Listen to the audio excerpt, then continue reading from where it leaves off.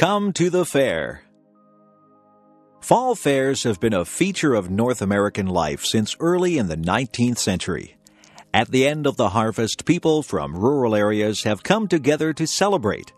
Usually, these fairs take the form of a competition regarding the best of all farm products of that year. Depending on the part of the country and its most important crop, fall fairs can begin as early as August or as late as November. They usually last several days. When the United States and Canada were organized, they were divided into small units called counties. Larger units were called states or provinces. Many of the best-known fairs are county fairs or state fairs. There are also smaller local fairs and larger ones too, like the Canadian National Exhibition in Toronto, Ontario. Since these fairs are usually annual events, many have developed permanent buildings over the years. Most of these are large barn-like structures. These buildings are used to display new products for farm life, such as tractors, home furnishings, and water systems. Several barns are usually necessary to house all the horses, cows, pigs, goats, sheep, chickens, and other animals in competition. There must also be room to display all the vegetables, berries, and fruits in competition. Finally, there is space for handicrafts, artwork, baked goods, and jams and jellies. Usually there is a grandstand, which is a stage with wooden seats around it. Here, entertainers perform for an audience during the fair. Country and western singers are usually popular at fairs, but so are comedians, clowns, dancers, and musicians. There may also be other contests, such as a beauty competition for Queen of the Fair, tests of strength for the men, or pie-eating events. Most fairs also have a racetrack, which is used for horse racing, or in some cases, auto racing. Fairs have helped to improve animal breeds, and races encourage the breeding of fast horses. Plowing contests test the strength and steadiness of horses, and so do pulling contests. This spirit of competition has led to improvements in all areas of farming. Every kind of grain, fruit, vegetable, berry, and animal is tested, and only the best win a ribbon. This encourages fairness to improve their products. Farm women compete to produce the best homemade food and crafts. Many kinds of fruit and vegetables are stored in glass jars for the winter. The best of these also receive prizes. Most fairs have a dining area where there is good food served to the public. The goal of improving farming is sponsored by the governments of Canada and the USA. 4-H clubs are youth organizations that encourage farm children to take an interest in farming. 4-H clubs aim at improving the heads, hearts, hands, and health of their members. There are also women's organizations, such as the Women's Institutes in Canada, which work to make the life of farm families better. Fall fairs have taken over the idea of the midway from the circus. The midway has rides like Ferris wheels, merry-go-rounds, and roller coasters. It also has games of chance and skill, such as trying to throw a small hoop over a large bottle. One nice thing about fall fairs is that they are fun for the whole family. Children enjoy the midway and the farm animals. Women like the crafts, food, and household exhibits. Men like the machinery, the horse races, and the crop exhibits. Everyone likes the grandstand shows. Nowadays, not so many people live on farms, but people from towns and cities still enjoy going to fall fairs. They are part of our North American heritage. Hiroshima. North American children know about Hiroshima. They are taught about the dangers of nuclear war. Sometimes they learn the details of the damage that was done. They learn about what happened at 8:15 a.m. on August 6, 1945. People were eating breakfast. Children were going to school and adults going to work. There was a blinding flash of light, a scorching heat, and a mushroom cloud rose up. People close to the explosion were instantly vaporized. Many of those further away would die from burns and radiation. 60,000 houses were destroyed immediately. One concrete structure remained standing, although it was damaged. the local government left the atomic dome standing as a memorial to the explosion. Even those who were not seriously injured in the explosion later became very ill. They became very sick from radiation poisoning. Many developed leukemia. Sadako Sasaki was 2 years old when the bomb exploded. She was apparently uninjured and grew up normally until she was 12. Then she developed leukemia, a disease of the blood and bone marrow. Sadako began to fold paper cranes to protect her from the illness. However, she died in 1955 before she reached 1,000 paper cranes. Her example inspired the Children's Monument at Hiroshima. There is a peace museum in Hiroshima which has objects left by the explosion. These include bottles, metal, stones, and tiles, twisted into strange shapes by the heat. There are objects on which people were vaporized so that their shape appears like a shadow on the material. There are bits of burnt clothing and many photographs. Why was the bomb dropped? World War II was a long and bitter war. The rules of war, which said not to kill civilians, were forgotten. Hitler bombed London, hoping to break the spirit of the English. Then England bombed Germany to destroy the factories and kill the people who worked in them. Americans wanted revenge for the Japanese attack on Pearl Harbor.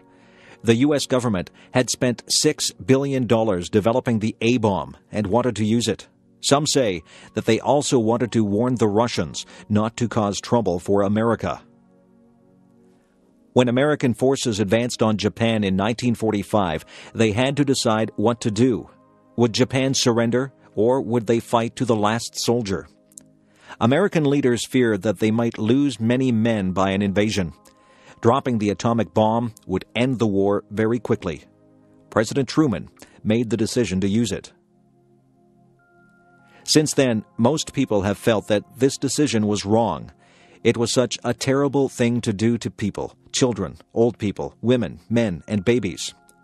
Hiroshima inspired many people to try to ban the bomb. They wanted to ensure that atomic bombs would not be used again. Even some of the scientists and air crews involved in making and dropping the bomb at Hiroshima wanted it banned. Perhaps if we can all remember what happened that day, there will be no more Hiroshimas. Niagara Falls.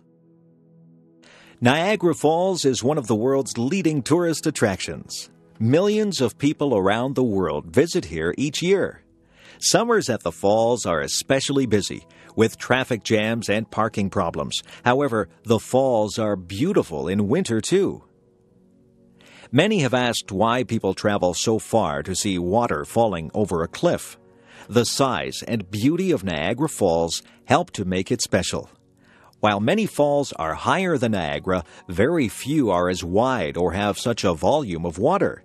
It also helps that Niagara is relatively easy to travel to. When the first Europeans came to Niagara, the falls were surrounded by forest. The noise of the falls could be heard miles away before they were actually seen. The first visitors were filled with horror at the sight. Later, fear ceased to be the main emotion inspired by the falls. Later, visitors were impressed by the beauty and grandeur of the falls, which overwhelmed them with wonder. By the 1830s, people were able to come to the falls by railway. As more and more people came, the tourist industry developed. Early tourism was not well regulated, and there were many complaints about cheats and swindles. Today, there are similar complaints about tourist junk and high prices. The majority of tourists stay on the Canadian side. There are 2 falls separated by an island. Since the Niagara River forms the boundary here between Canada and the United States, each country has one of the falls. The Canadian Horseshoe Falls is wider and more impressive than the American Rainbow Falls. About 9 times more water goes over the Canadian falls. Nonetheless, there is much to be seen on the American side. The island in the middle, Goat Island, is one of the best places to view the falls and rapids. It is on the American side. Newly married couples began coming to Niagara Falls when it was still a secluded, peaceful, and romantic spot. It is still popular with newlyweds as a relatively inexpensive and convenient place to spend their honeymoon. Besides being beautiful, Niagara Falls is also very useful. Their falling water is the power behind several of the largest hydroelectric stations in the world. Much of the electric power used in this part of North America comes from Niagara Falls. In order to harness this power, half of the flow of water is channeled away from the falls during the night and during the non-tourist season. Probably most visitors don't notice the difference. Niagara has attracted many kinds of people over the years. Businessmen have come to profit from the tourists. Daredevils have come to make a name for themselves. Some have gone over the falls in a barrel, while others have walked above the falls on a tightrope. Poets and artists have visited here to capture its beauty. Lovers have come to gaze on its romantic scenery. All of these and many others have helped to make Niagara Falls world famous. Cowboys. The golden age of the American cowboy was short-lived. It began in the 1860s with the great cattle drives from Texas north to Kansas. By 1890, when railroads had reached remote areas, there was no more need for large-scale cattle drives. Of course, cowboys have a history before 1860. In fact, there were Mexican cowboys long before that. The Spanish conqueror of Mexico, Hernán Cortés, brought cattle with him in 1521. Cortés also branded his cattle with a three-cross design. The Spanish sharp-horned cattle roamed the deserts and prairies freely. Eventually, they found their way to Texas. American settlers in Texas interbred their animals with the Spanish breed. The Texas Longhorn cow was the result. It was famous for its bad temper and aggressiveness. The Longhorn was a dangerous animal, with each of its horns measuring up to 3 1/2 feet long. After the American Civil War ended in 1865, disbanded soldiers who were former black slaves and young men seeking adventure headed west. At that time, there were about 5 million cattle in Texas. Back in the east, there was a big demand for beef. By this time, railways from the east extended as far west as Kansas. It was still more than 600 miles from South Texas to the railway. Between the two places, there were rivers to cross, Indian tribes, badlands, and other problems. A fur trader named Jesse Chisholm had driven his wagon north in 1865. Cowboys and cattle followed the Chisholm Trail north to Abilene, Kansas. This cattle trail became the most famous route for driving cattle until it was barred with barbed wire in 1884. In 1867, cattle dealer Joseph G. McCoy built pens for 3,000 cattle in the little town of Abilene. Soon, Abilene was the most dangerous town in America. After the long cattle drive, cowboys who had just been paid went wild. Sheriff Wild Bill Hickok tamed Abilene in 1871 by forcing cowboys to turn over their guns when they arrived in town. Other towns replaced Abilene as the wildest town in the West: Newton, Wichita, Ellsworth, and Dodge City. In Kansas, a herd of 3,000 Texas Longhorns might sell for $100,000, making the rancher rich. The cowboys might get $200 in wages, which often disappeared on drink, women, and gambling. Getting cattle to Kansas was far from easy.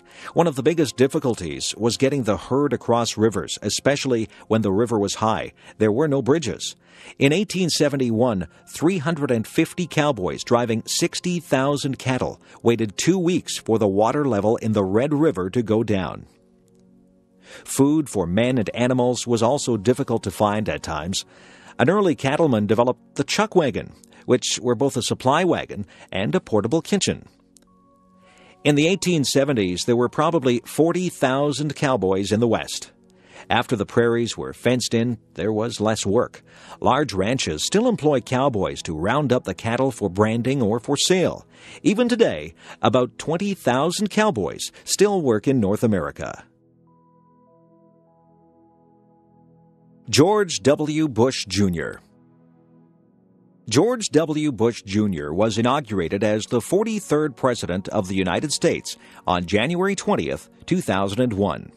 Of course, people knew that he was the son of the 41st President, George H.W. Bush. He had also been governor of Texas since 1994. However, aside from this, he was not very well known outside of Texas. Why then did so many people want him to run for president in 2000? Many Republicans thought that the Democrats could be defeated in 2000, but they themselves lacked a candidate with strong appeal. As the election approached, leading Republicans worried about whom to support. Some of the most powerful Republicans were state governors. They began to look around at each other for a possible candidate. Most eyes turned to George W. Bush, the governor of Texas. In November 1998, Bush was re-elected as governor by an impressive margin. By now, Bush was the leading Republican candidate in the polls. Of course, one advantage that Governor Bush had was a familiar name.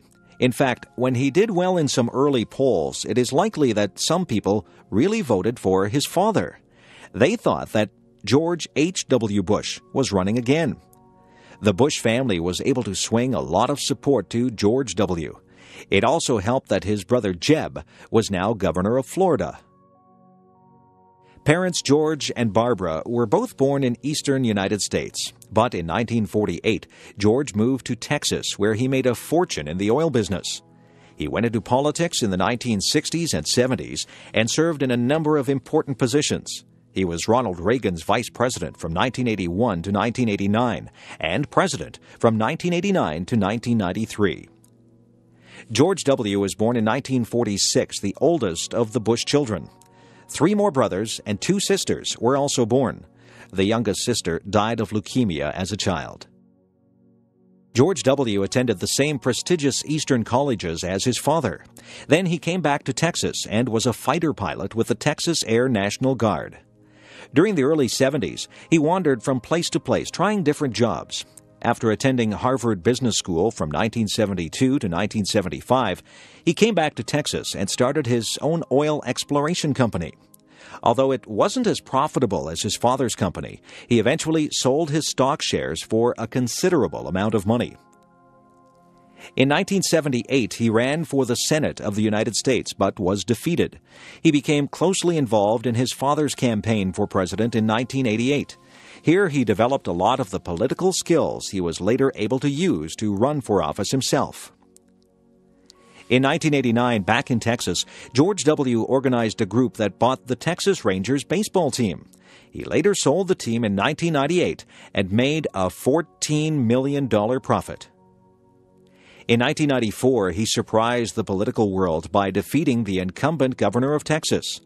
As governor, he pushed ahead with an energetic program, which reflected neoconservative values. However, George W. did not appear as an ideologist to people. Even his opponents were willing to work with him. When he ran for president in 2000, Bush described himself as a compassionate conservative. Only time will tell how successful Bush will be as U.S. president. Handel's Messiah. George Frederick Handel was a native of Germany and spoke with a German accent all his life. Most of that life, however, was spent in London, England. As a young musician, Handel's sponsor was the Elector of Hanover. Later on, when the Elector became King George I of England, he continued to sponsor Handel. The young Handel went to Italy to study opera. Opera had become a very fashionable entertainment for the upper classes. Handel traveled to England in 1711 and made an immediate success with his operas. Queen Anne granted him a royal pension for life in 1713.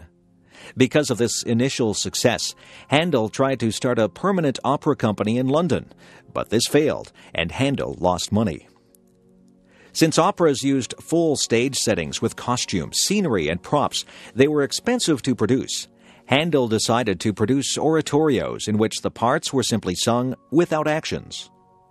On August 22, 1741, Handel began to work on his oratorio, The Messiah. The text was made up of passages from the Bible relating to the birth, life, and death of Jesus. Handel worked on it feverishly, missing meals and going without sleep. He finished it 24 days later. When he was asked how he felt on completing it, Handel said, "I thought I saw all heaven before me, and the great God himself." In the fall of 1741, Handel received an invitation from the Lord Lieutenant of Ireland to present operas and concerts there. Handel traveled from London to Dublin with his entire luggage and many of his singers. However, in order to rehearse on the way, he had to hire local people to fill in. Once, the composer soundly criticized one local singer who failed to meet his standards. Handel was warmly received in Dublin, where his concerts were sold out. Even his rehearsals were considered newsworthy by the local papers. The Messiah was first publicly performed on April 13, 1742. 700 people squeezed into a 600-seat theater to hear it. A notice had requested that ladies attend in hoopless skirts and that gentlemen come without their swords. A Dublin paper reported, "Words are wanting to express the exquisite delight it afforded to the admiring crowded audience." All proceeds were donated to charity, as the church choirs had refused to participate except on those conditions. Handel returned to London in August 1742 and prepared the oratorio for the London stage. The Messiah made its London debut on March 23, 1743, with King George II in the audience. It was during the Hallelujah Chorus that the king jumped to his feet and so initiated a tradition that has lasted ever since. With such oratories, Handel was able to re-establish his popularity and restore his finances in London.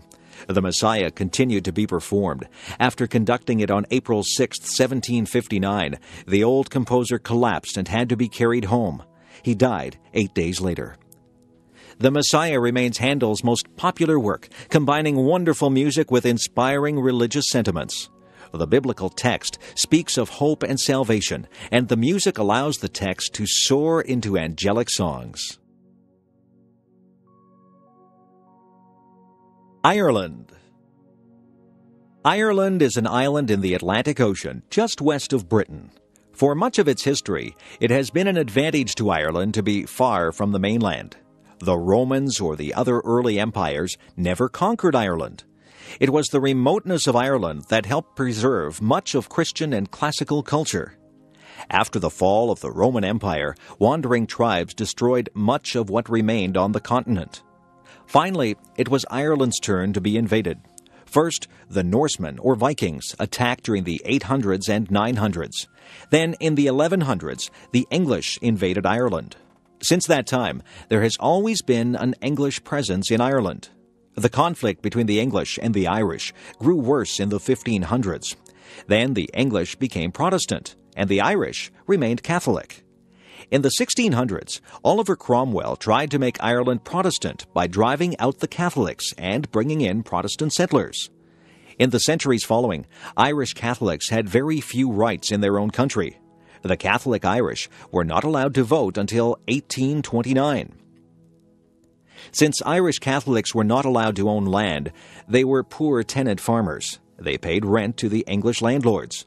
The main food crop in the 1840s was potatoes. When these became infected by blight, thousands of Irishmen starved.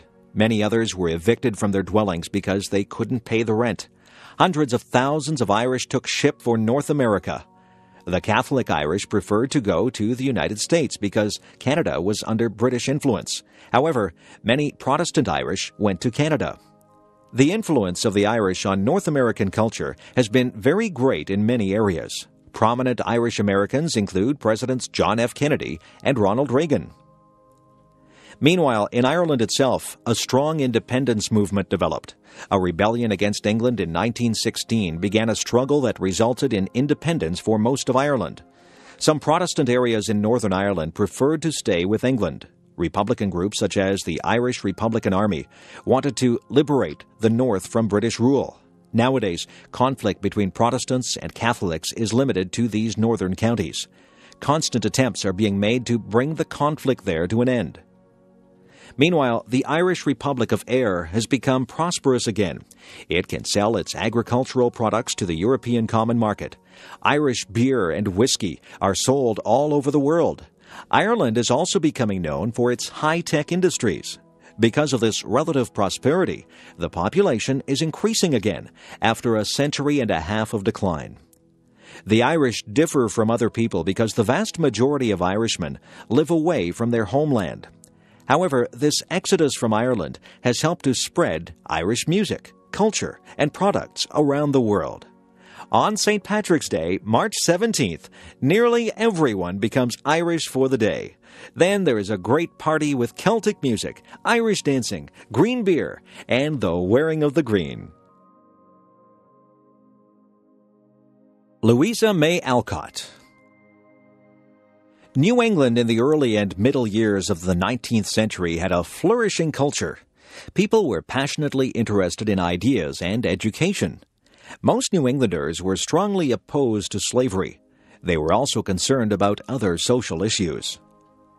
New ideas resulted in new kinds of writing.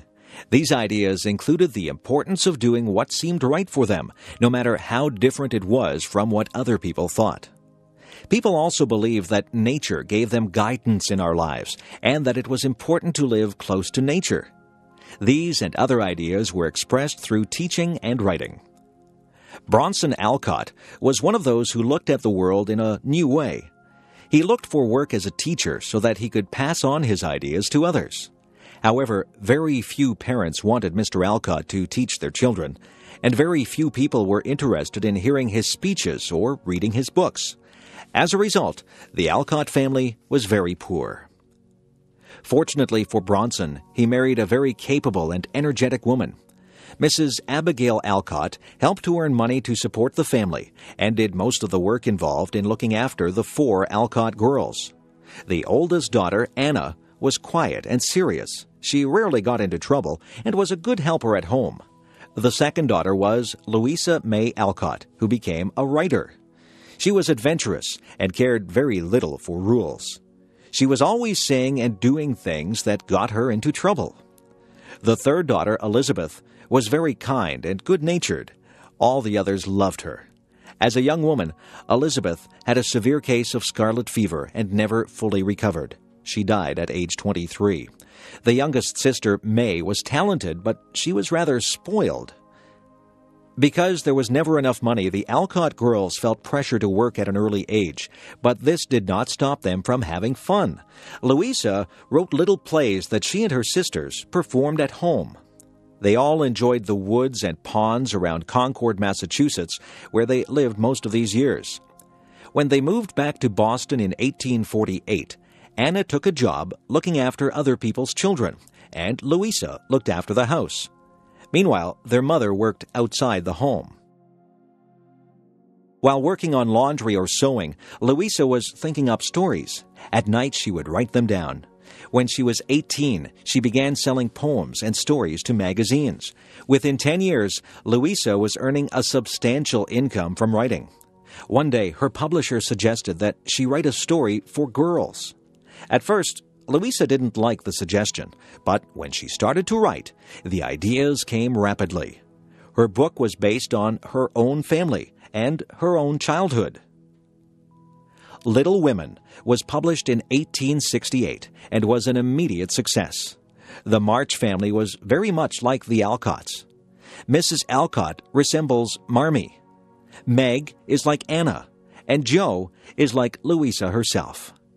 Beth is based on Elizabeth, and Amy on May Alcott. Many of the situations in the book happened to the Alcott family. Nonetheless, many characters and incidents were invented. Little Women and its sequel opened up a new kind of writing for children. While these books did have a moral, they were more lively and interesting than earlier children's writing. Little Women inspired many writers later to write more realistic accounts of childhood. Niagara-on-the-Lake. Niagara-on-the-Lake is a little town at the mouth of the Niagara River. It is only 12 miles north of Niagara Falls.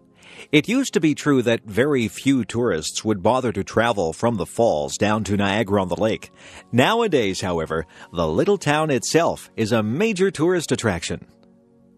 The town has a remarkable history. The area played an important role in both the American Revolutionary War and the War of 1812. As a result, the little town has 2 forts, Fort George and Fort Mississauga. When Fort George was reconstructed for the public in the 1930s, Niagara-on-the-Lake got its first big tourist attraction. Because Niagara-on-the-Lake was the first capital of Ontario, it has many significant firsts. There was the first parliament in the province, the first legal society, the first library, the first newspaper, the first museum building, and many more firsts. Besides its history, the town, which is bordered by Lake Ontario and the Niagara River, has beautiful scenery. On a summer's day, visitors can watch the sailboats going out the river to the lake. On the land side, Niagara is part of the fruit belt of Ontario.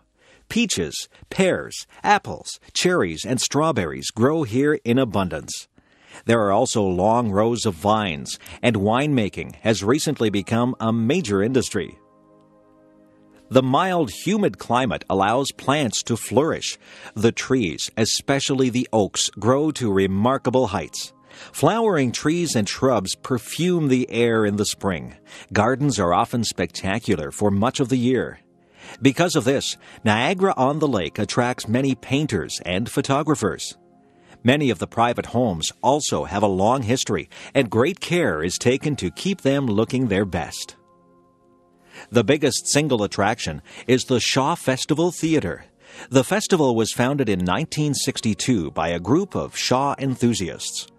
Early productions were often held in the historic courthouse on the main street, and plays still take place there. In 1973, however, a new 861-seat Shaw Theatre was built at the south end of town. Since then, traffic to Niagara-on-the-Lake has been steady all through the long summer season. In 1996, Niagara-on-the-Lake was voted the prettiest town in Canada. Partly, it is the scale of things that makes the Old Town so attractive. The Old Town is only about 8 blocks long by 8 blocks wide. It has a population of little more than 1,000 people. Nonetheless, there is a lot for people to do and see. There are many interesting shops, old hotels, bookstores, art galleries, museums, a golf course, a marina, historic churches and cemeteries, several parks, 3 theaters, and lots of restaurants. Because it is small, Niagara-on-the-Lake is a good place to walk around or bicycle around. There are also horse and wagon rides. Although the main street can be hectic in tourist season, one doesn't have to go far off the main street to get in touch with an older, slower time. Most of the downtown buildings haven't changed much since the days of Queen Victoria, and tourists can still imagine that they are back in the days before computers and television. Newspapers. All the great cities in the world now have newspapers.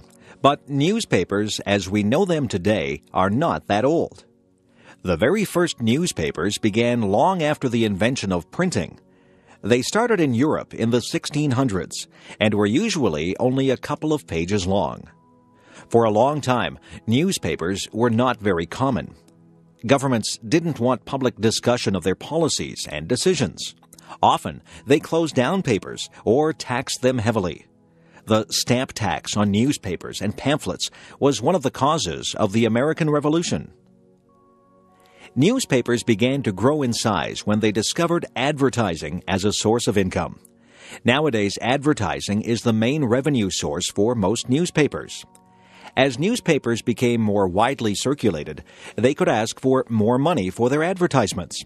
By the late 18th century, newspapers were in common use in Europe. The 1800s and early 1900s was the golden age of newspapers. Improvements in transportation, communication, and printing processes made it easier to collect news from near and far, and to publish papers more quickly and more cheaply. The Weekly Dispatch and the Times, both of London, England, were leading newspapers through much of the 1800s. The Times was one of the first papers to include illustrations. It was the first newspaper to use a steam engine to turn the presses. When the tax on newspapers was reduced in 1836, the Times was able to increase its size considerably. In 1840, it began to use the telegraph to collect news stories. In 1855, the tax on newspapers was finally lifted. The Times made its greatest reputation during the Crimean War between Britain and Russia. British armies fighting in Russia's Crimean Peninsula were not only unsuccessful in the war, but were suffering severely from illnesses. The Times sent out the world's first war correspondent, William Howard Russell, in 1854. His reports from the battle lines had a powerful effect on the British public. A war fund was organized to help the soldiers. Russell forced the government to accept the offer of Florence Nightingale to organize nurses to travel to Crimea. A photographer, Roger Fenton, sent back photos from the war, which were published in the Times.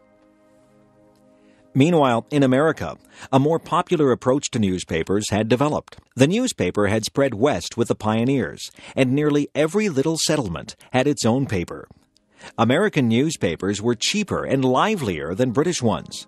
They were aimed at the average person rather than the governing class. Examples of the new style of editing and publishing were Joseph Pulitzer and William Randolph Hearst. Hearst especially employed sensational and emotional writing, which aimed at stirring up the public to action. Hearst is sometimes accused of starting the Spanish-American War of 1898 with his overheated editorials. Nonetheless, his methods were successful in raising circulation and were widely imitated. The modern newspaper contains more than hard news. In fact, news may be a fairly small part of it. Advertisements, gossip, show business, photos of celebrities, sports, stock market prices, horoscopes, comic strips, weather reports, and much more are found in its pages. The modern newspaper is a total entertainment package. A question for the future is whether electronic newspapers will replace paper newspapers. Video designed by English7levels.com. Paul Kane, frontier artist. Since Christopher Columbus first met American Indians in 1492, many Europeans had been fascinated by Indian life and culture. As a result, there was a demand in Europe for drawings and paintings of Native Americans. European artists who had never seen an Indian supplied most of this demand. But in the 19th century, several painters traveled into Indian territory to make an authentic record of native life. One of the first artists to do this was the American painter George Catlin. In 1841, Catlin published a book of his work. Catlin's work helped inspire another important frontier artist, the Canadian Paul Kane.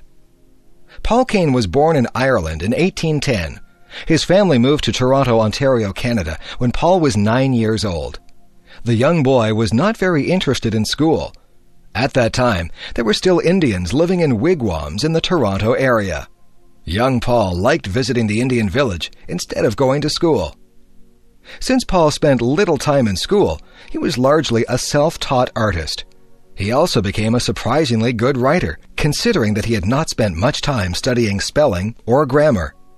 After working some years making and decorating furniture, Kane was ready to travel.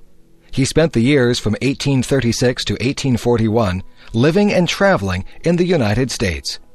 Then he traveled in Europe from 1841 to 1843, studying the great painters of the past. He was back in the USA until 1845, and then he returned to Toronto. Immediately upon his return, Kane headed into the wilderness areas around Georgian Bay, Sault Ste. Marie, and Lake Michigan. His plan was to sketch Indian life before it disappeared forever. American Indians were dying so rapidly from European diseases such as measles and smallpox that many people believed they would soon vanish as a race. Their culture was threatened too. As white settlers demanded more land, Indians were being herded into small pieces of land called reservations. Here they could no longer practice their traditional way of life. Kane wanted to capture Native American life while it still existed. Kane returned to Toronto at the end of 1845. He had received one good piece of advice, and that was if he wanted to travel into the wilderness, he would have to go with experienced people.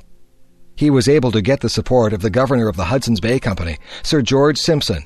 In May 1846, Kane joined the annual canoe fleet of fur traders going west. Kane would travel all through the wilderness areas of Western Canada and northwestern USA. During this time, he made hundreds of sketches of Indian life. Although Kane faced incredible hardships during his travels, he was able to see what he wanted to see. He was able to take part in one of the last great buffalo hunts and killed 2 large bison himself. Traveling west with the fur traders, he visited many forts and trading posts. He saw and painted a prairie fire. He shot a grizzly bear at close range and killed several wolves that attacked his horses. He learned to travel long distances on snowshoes in winter. Finally, he arrived at the Pacific Coast, where he made some fine drawings of the West Coast Indians. European diseases had reached there just before Kane. 1,500 Indians had died near Fort Vancouver in the summer of 1848. One wealthy chief had ruled 1,000 warriors and had 10 wives, 4 children, and 18 slaves. Now, he had only 1 wife, 1 child, and 2 slaves. Kane had not come too soon. However, there were tribes still unaffected by Western culture and Western diseases. Kane also traveled widely around the Columbia River in northwestern USA. Everywhere he went, he sketched Indian chiefs and scenes of native life. On his return trip, he encountered a large war party of 1,500 braves on the warpath against their traditional enemies. He was able to sketch the leading chief, Big Snake, who was later killed in single combat during the battle. When he arrived back in Toronto, Kane gave an exhibit of his sketches and watercolors. Most of the rest of his life was spent turning these drawings into finished paintings. Plains Indians. The best-known picture of an American Indian is a warrior in buckskin riding a horse, wearing a headdress of eagle feathers, and carrying a spear or bow and arrow. This is a picture of a Plains Indian, and it appears in many Hollywood westerns and on the American 5-cent piece. There were many tribes of Plains Indians, for the Northern American prairies or plains stretch from the northern forest of western Canada down to the states of Oklahoma and Texas in southern USA. It's interesting that our image of the Plains Indian is only true for the last couple hundred years. It was not until the 1600s that Plains Indians began to ride horses. There were no horses in America until Spanish soldiers brought them in the 1500s and 1600s. Some of these horses escaped and ran wild on the prairies of America. It was these wild horses that the Plains Indians learned to tame. Before they had horses, the Indians hunted buffalo on foot. Buffalo were huge bison or wild cattle which traveled in very large herds. A big herd might have millions of buffalo. It was difficult to cross the prairie because these animals blocked your way. The Plains Indians had various ways of killing buffalo. Before they had horses, Indian hunters would quietly creep up close to the herd. Then they would fire their arrows together. There was always the danger that the herd would stampede and trample the hunters. Another method was to drive the buffalo over a steep cliff. There are a number of places on the plains where this was done. Once the Plains Indians had horses, they preferred to hunt buffalo on horseback. When the tribe started to use guns, they could kill many buffalo. Artist Paul Kane describes a buffalo hunt in the Red River Valley in 1846. The hunters carried their bullets in their mouths so that they could shoot faster. They could ride right into the herd, shooting at close quarters. They would drop an article of clothes on the slain buffalo to mark it for themselves. Then they would continue the hunt. After the hunt, the Indians would skin the animals, and the women would dry the meat and store it in fat. A single hunt might kill more than 30,000 buffalo. The Plains Indians received nearly everything they needed from the buffalo. Of course, they used buffalo meat for food. They also used the buffalo skins for clothing, blankets, and the covering of their teepees. These teepees were cone-shaped tents, which were easy to put up and take down. The Plains Indians were nomadic and followed the animals they hunted. Since these animals were plentiful, Plains Indians usually led a comfortable life. They developed complex religions and social rituals, as well as specialized societies or clubs. There were also rituals and customs for hunting and warfare. Many Plains Indians fought hard against the settlement of the Great Plains. The American government discouraged the hunting of buffalo because without the buffalo, the Plains Indians would not be able to fight. With the buffalo disappearing, the Plains Indians had to give up fighting and move into government-sponsored reservations. Pocahontas and John Smith. In 1606, King James of England approved the establishment of 2 colonies along the eastern coast of America. The northern colony in Maine lasted only a year. The southern one at Jamestown in Virginia became England's first permanent settlement in America. In 1607, the Virginia Company sent 104 settlers to Virginia. The settlers lived in tents all summer. By September, more than 60 were dead because they lacked good food or water. The leaders of the colony were not energetic and did little to make the settlers find food. One member of the company, Captain John Smith, was determined that the colony would survive. Smith pressured the colonists to build huts, a storehouse, and a church. He made daring trips to Indian villages, demanding that they give the settlers food in return for beads and copper. He threatened settlers who were trying to leave the colony and go back to England. On one of his trips to the interior, Indians attacked John Smith. They killed his 2 companions, but captured him alive. He was taken first to the local chief. This chief was impressed by Smith's compass and spared his life. His captors dragged Smith from village to village. He finally arrived at the town belonging to Powhatan. Powhatan was a great chief for all of the tribes in that region. Powhatan and his advisors talked about what to do with Smith. Suddenly, Smith was dragged forward, and his head was pushed against a stone. The warriors raised their clubs to kill Smith. Then Pocahontas, who was Powhatan's 12-year-old daughter, begged for his life. Her words had no effect, so Pocahontas ran to Smith. She took his hand in her arms and laid her own head against his head. Smith was released and went back to Jamestown. Soon after Smith returned, 100 new settlers from England arrived. It was a very cold winter, and in January, Jamestown was accidentally set on fire. The settlers suffered from cold and hunger the rest of the winter. Every 4 or 5 days, Pocahontas and her attendants came. They brought food for the hungry settlers. Even so, half of them died. In the summer, John Smith explored that part of the coast of America. He made a map that would be very valuable for future sailors and settlers. On his return, Smith was elected leader of the colony at Jamestown. However, some settlers did not like having to follow rules.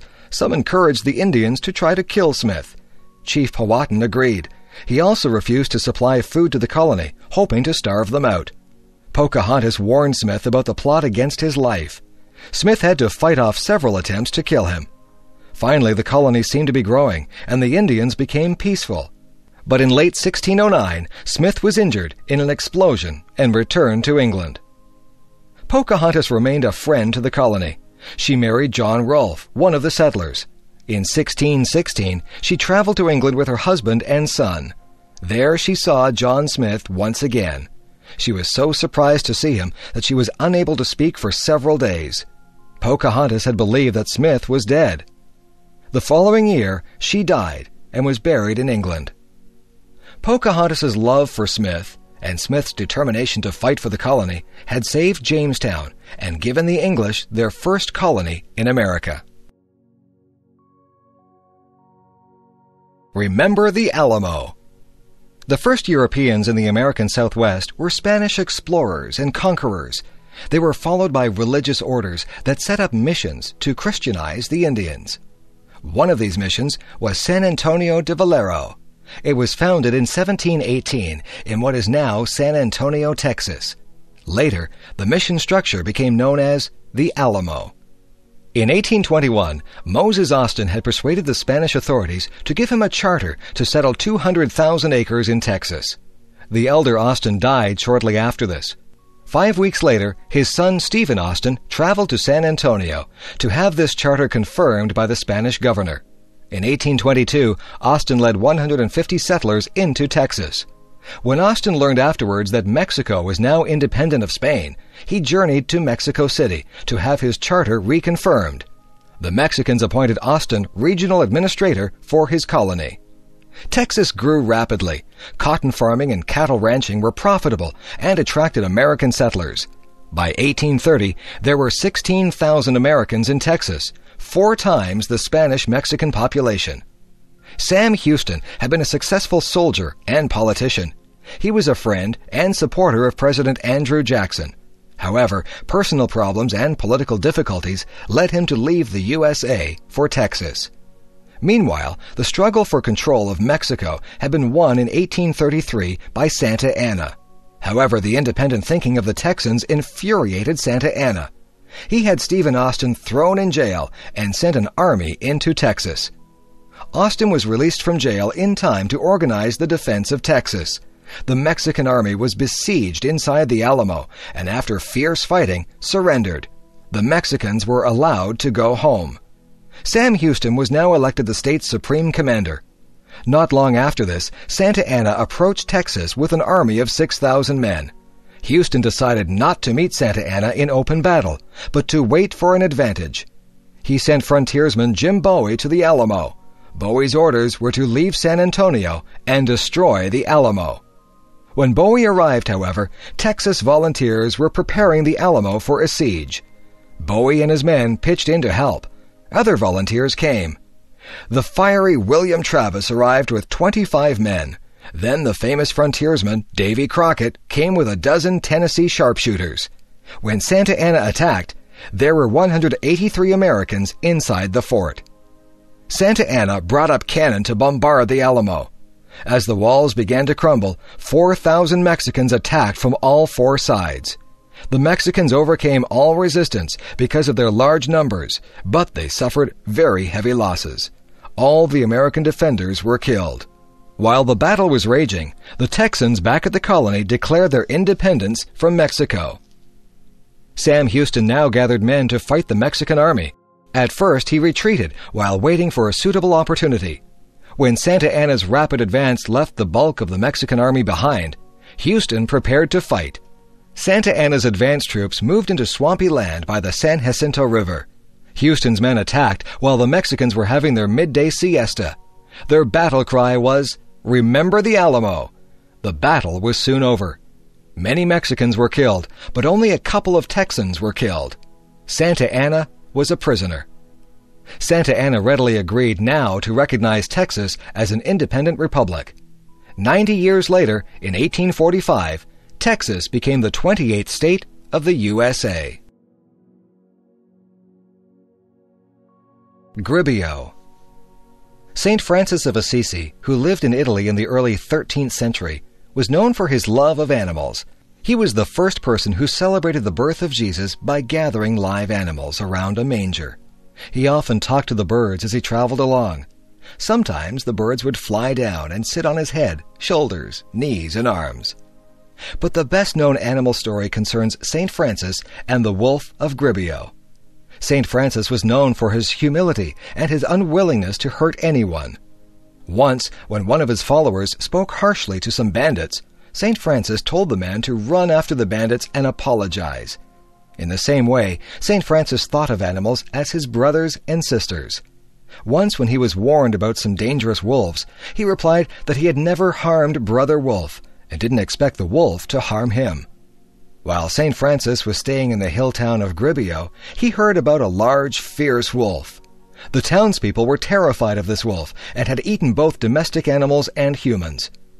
Saint Francis decided to help the people and went out to talk to the wolf. The people watched in horror as the wolf came running to attack Saint Francis. But the saint made the sign of the cross. Then he said to the wolf that, in the name of Jesus, it should stop hurting people. The wolf then lay down at Saint Francis's feet. Saint Francis addressed a little sermon to the wolf. He recounted all the terrible things that the wolf had done, but he added that he wanted to make peace between the wolf and the townspeople. The wolf nodded its head in approval. In return for the wolf's agreement to keep the peace, Saint Francis promised him that he would arrange for the townspeople to feed him. When he asked the wolf never again to harm any person or animal, the wolf nodded again. Then the wolf put out its paw as a sign that it would keep its promise. The wolf walked beside Saint Francis back into Gribbio. When a crowd assembled, the saint preached to them about how God had allowed the wolf to terrify them because of their sins. He told them to repent, and God would forgive them. Then he spoke of the promise that the wolf had made, and what he had promised the wolf in return. The people agreed to feed the wolf regularly, and the wolf again indicated that it would not hurt anyone. Again, it put its paw in St. Francis's hand. The wolf and the people kept the agreement. 2 years later, the wolf died. The people remembered how it no longer hurt anyone and that not a single dog ever barked at it. The townspeople of Gubbio lamented its death.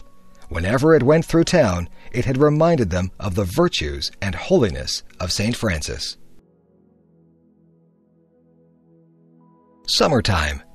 In North America, July and August are holiday months. Most schools and colleges are not in session then. Families look for activities to keep the children amused. Although not all workers get a full 2 months of holidays, most people take a holiday in the summer. The summer begins with a national holiday. In Canada, July 1st is Canada Day. In the USA, July 4th is Independence Day. A lot of families are soon on the road. Some travel to cottages by the lake. Some go sightseeing or camping. In Canada especially, the summers are short, so people try to make the most of them. In much of Canada and parts of the northern USA are woodlands dotted with lakes. These regions of rocks, rivers, pine trees, and wild animals are not usually suitable for farming. However, they are ideal places to spend a summer holiday. They are far from the cities. The woods are quiet and peaceful. People fish, go boating or swimming, have barbecues outside, or play outdoor sports. Some people spend their whole summer at the cottage. Others go for a week or two. City people who don't have a cottage like to go to parks and swimming pools in the city. If they are near a lake or ocean, they may go there for the day. Many museums, libraries, and art galleries have programs for children in the summer. Swimming is probably the favorite summer sport. It feels wonderful on a very hot day to jump into the cool water. Swimming is also excellent exercise. Besides swimming, baseball and football are also popular in the summer. Spending an afternoon or evening at a baseball game is a favorite summer pastime. Summer is also a favorite time to catch up on reading. Stories of adventures and love novels are favorite light reading. But summer is especially a time for traveling across the country. Some people have a camper or trailer that they can live in. Some stay in campgrounds and sleep in tents. Others stay at hotels or motels, while others rent cottages or cabins for a week or two. Most trips are by car. Many people visit national parks and other wildlife areas. Of course, trips along the ocean and the lakes are favorites. Along the Atlantic Ocean, the coasts of New England and Canada's maritime provinces are especially popular. On the Pacific coast, tourists travel from California all the way up to Alaska. Boat cruises along the shores of British Columbia and Alaska are especially popular. Of course, some people find it most relaxing just to stay at home. Others cannot afford to travel. If you have an air-conditioned house with a television, video player, CD player, and computer, then it can be very pleasant to stay at home. A lot of new movies are released at the theaters in the summer. Air-conditioned theaters with new movies and lots of pop and popcorn are favorite summer places. After 2 months of summer activities, most people are ready to go back to school and work, but they usually have lots of happy memories to take back with them. Video designed by English7levels.com. Telephone systems. When Alexander Graham Bell developed the telephone in the 1870s, it was fairly simple to use. You talked into the mouthpiece and then held it to your ear to listen. For a century or so, using the telephone meant either contacting the operator to dial a number or dialing yourself. After that, all you had to do was talk or listen. Nowadays, the telephone has become a very complex instrument. It rivals the computer as to the number of possible uses. Answering machines have been around for several decades, but they are now being replaced by voicemail. Voicemail does away with the need for an answering machine. Messages are stored on the system. That means it's possible to forward the message to someone else's phone or transfer the call to a more convenient phone of your own. You can also use call pickup so that anyone on your group can answer another's phone. Conference calls have become very common. This is when one person phones first one person, then another, and keeps adding people to the telephone conversation. This can regularly be done with up to 6 people. It is very useful for business discussions where different people need to talk about the same thing. It also speeds up the process of consensus and allows everybody to be in on the decision or discussion. The modern phone has many more features. If you don't want the caller to know what is being said in your office, you can push the mute button. If you want to hang up without putting the receiver down, press goodbye. If you don't want to receive calls, just forward them all into your voicemail. Newer phones will indicate when you have voicemail messages. If you have trouble with these features, an automatic voice will tell you your options. This help system is built into the telephone. For example, the help voice will tell you how to set up a distribution list so that you can send the same voice message to a number of people. It will also tell you how to send a message directly into someone's voicemail. You can designate your message to go to the top of the recipient's voicemail list. You can also program it so that the recipient cannot forward it. Some systems have limits on how much space can be used for individual voicemail. There are a number of courtesies that voicemail users should follow. Your greeting on your voicemail should be simple. If you are unable to take calls for any reason, you might want to explain that in your recorded greeting. If you are on vacation, you might want to include that information in your greeting. Don't use voicemail as a way to avoid answering the telephone. Some people use voicemail to screen calls. This can be annoying to someone who can never contact you directly. Check your messages regularly and reply to them promptly. Enjoy the telecommunications revolution.